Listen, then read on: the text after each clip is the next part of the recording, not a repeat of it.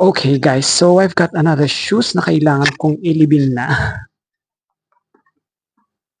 Uh, I'm really sad to throw the shoes away.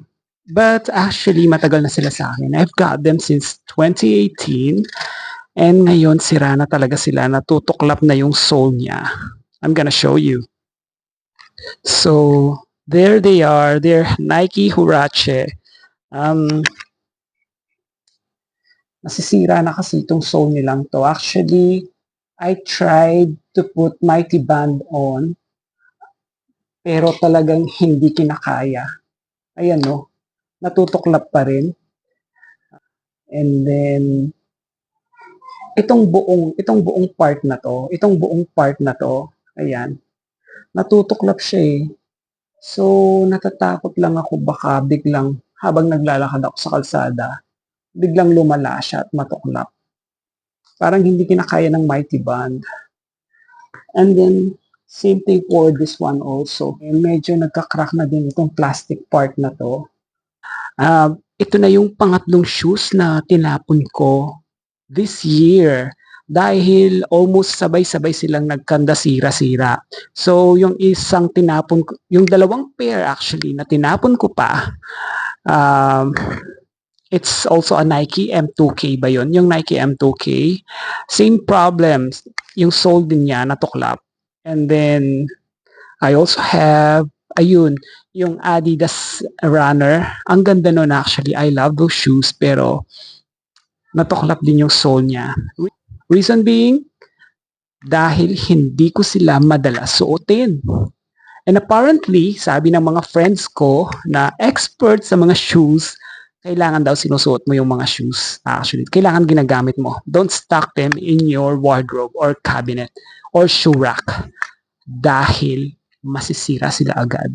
So yeah, I have to look for another pair of shoes. May it be online or in store. Tignan ko kung saan ako makakakita.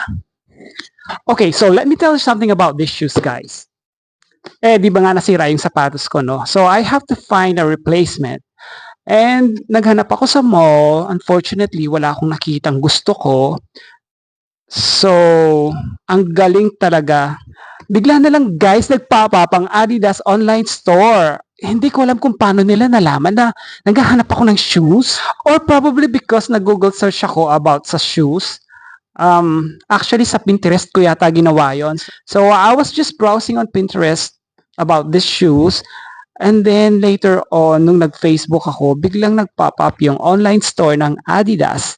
Hindi ko talaga expect na makakabili ako dun sa online store ng Adidas kasi I have a problem of paying sa credit card online. Alam mo naman yung mga scam ngayon na nangyayari, di ba? Fortunately, Adidas is doing COD and free shipping pa. So sino ba naman ang hindi maengganyong bumili, di ba? Ayun, in 3 days time, guys, 3 days time, dumating siya. Ah, my God! You can ask for anything more. Ang galing na talaga ng ano ngayon, ng technology. So, eto na guys. Let's open it. Tada! Okay, some of you might not like this color, but for me, ito na yung pinakamagandang kulay na nakita ko na available.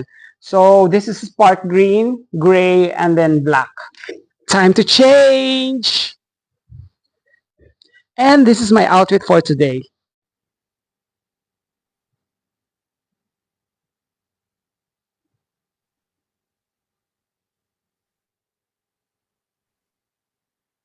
Anyway, guys, this is my outfit for today, and I hope to see you again soon. Bye!